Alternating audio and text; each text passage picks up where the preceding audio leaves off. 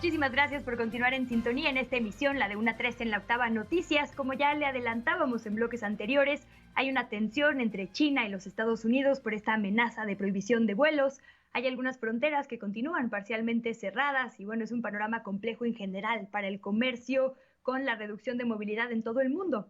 En medio de este panorama se prevé que entre en vigor el nuevo Tratado de Libre Comercio de América del Norte, el TEMEC, que sustituye al NAFTA o al TLCAN. Le agradecemos mucho al exsecretario precisamente de Economía, Ildefonso Guajardo, que nos tome la comunicación para ir explorando estos asuntos y sus posibilidades rumbo a la nueva normalidad. Bienvenido, exsecretario, y gracias.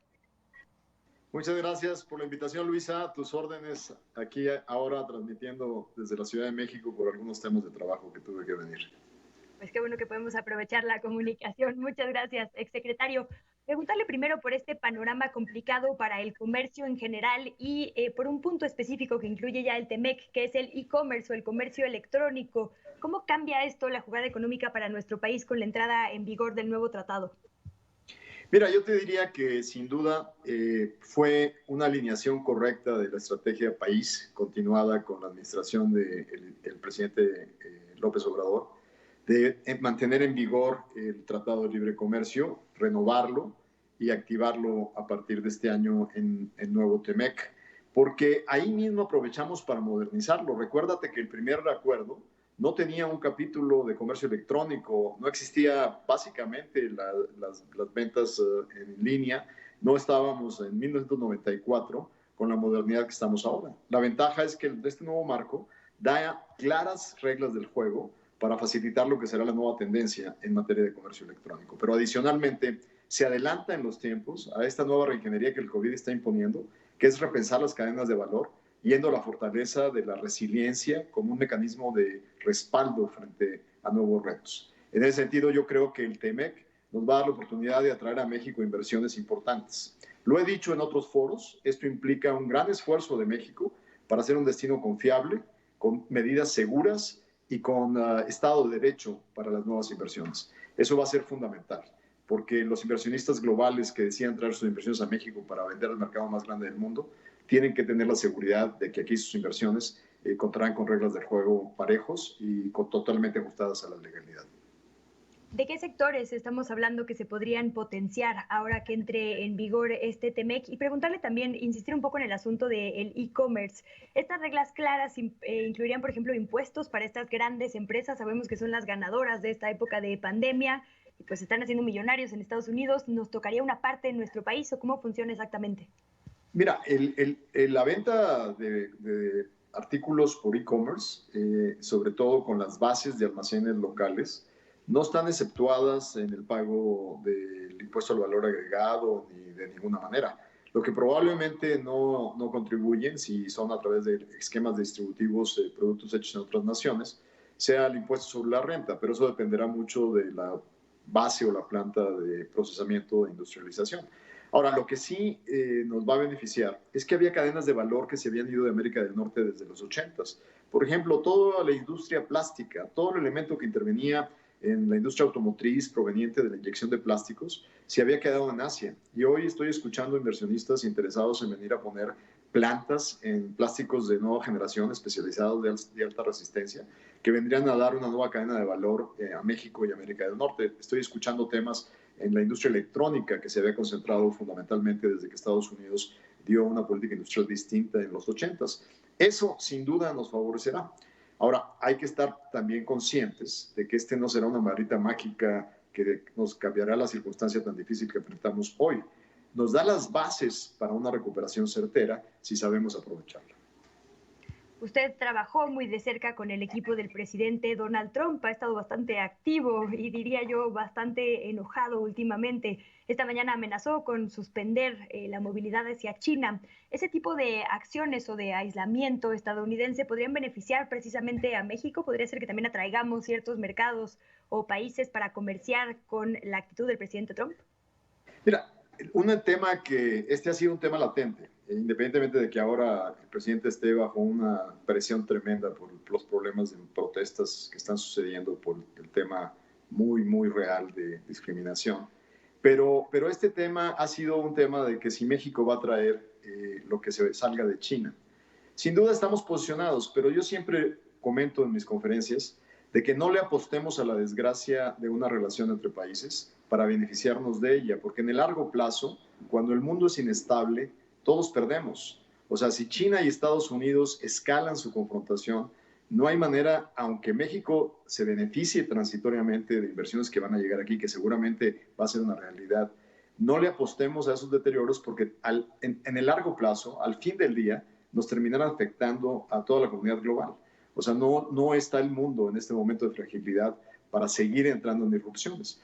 Por eso es bien interesante. Claro, hay un beneficio parcial. Te doy un ejemplo. Hay amigos míos que han tenido que viajar a Estados Unidos en las últimas semanas y sorprendentemente para los mexicanos, los pocos vuelos que hay son totalmente abiertos. No te preguntan nada, no te toman temperatura. O sea, sí se nota que somos un país dentro de la zona de América del Norte y eso es muy valioso seguir manteniéndolo en una relación estrecha. Ahora, ¿qué es lo que se va a jugar en Estados Unidos en relación al futuro? Sin duda, los chinos no tienen muchos amigos ni con los republicanos ni con los demócratas, pero al menos los demócratas tienen una visión más integral de cómo se deben de hacer las cosas hacia el futuro y menos cortoplacista. Entonces, ahí tenemos claramente alternativas muy distintas entre la opción de Biden y la opción de Trump. Pues ya veremos rumbo a noviembre, exsecretario. Preguntarle también por, ahora que menciona la región completa, varios asuntos que han estado bajo la mira.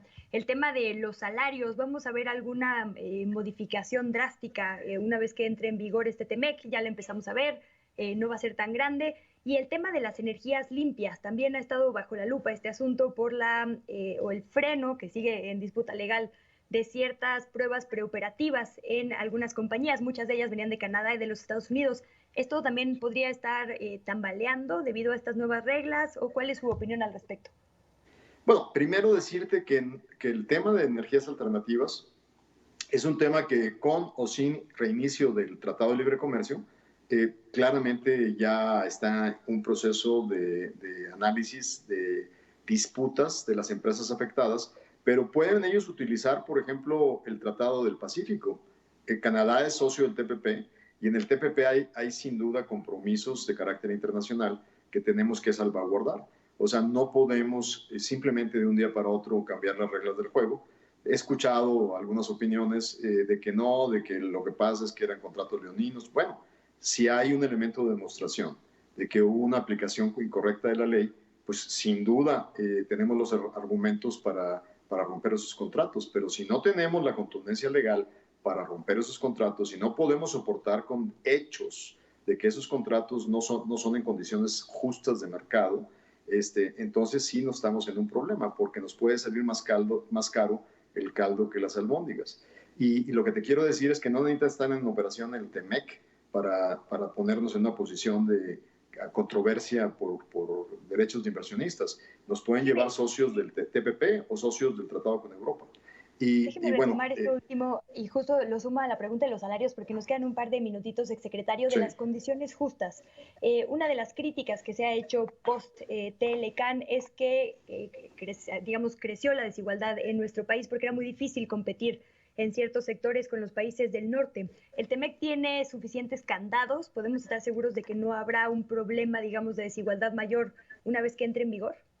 Yo te diría primero que la desigualdad es sin duda un grave problema en el mundo, para todos en el mundo, porque el modelo capitalista extremo sin contrabalances no es el mejor modelo. Hay que cuidar a la gente. Por eso los tratados de nueva generación como el TEMEC incluyen un capítulo laboral, incluyen un capítulo ambiental, incluyen un capítulo anticorrupción, incluyen un capítulo para garantizar el acceso a medicamentos, porque claramente el mundo entendió que simplemente el libre comercio por sí mismo no es suficiente. Hay que garantizarle a la gente que esos beneficios llegan con mejores trabajos, con mejores salarios. Y en ese sentido, el TEMEC, en su capítulo laboral, bien implementado y cuidado en su proceso en México, puede ser un instrumento para mejorar las condiciones. Ahora, desafortunadamente, inicia en un momento donde la demanda agregada global ha caído y el motor exportador mexicano nos ayudará, pero no en la velocidad que será necesaria para rápidamente recuperarlos. Pues mañana sesiona la Comisión Especial de Seguimiento a este TEMEC en el Senado. Se prevé una reunión con el subsecretario para América del Norte, Jesús Seade. Es un tema que sin duda dará muchísimo de qué hablar. Si nos permite, exsecretario Ildefonso Guajardo, mantenemos la comunicación para ir analizando cada paso de este nuevo tratado. Encantado, encantado y seguir platicando. Ya viste el golpe de casi 12 millones de empleos informales y formales que comunicó el INEGI. Es una cifra para ponernos a pensar muy profundamente.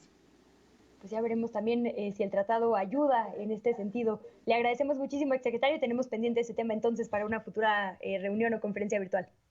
Muchas gracias por la oportunidad. Al contrario, gracias al exsecretario de Economía, Ildefonso Guajardo. Insistimos, el TEMEC es un tema que dará mucho de qué hablar en las próximas semanas.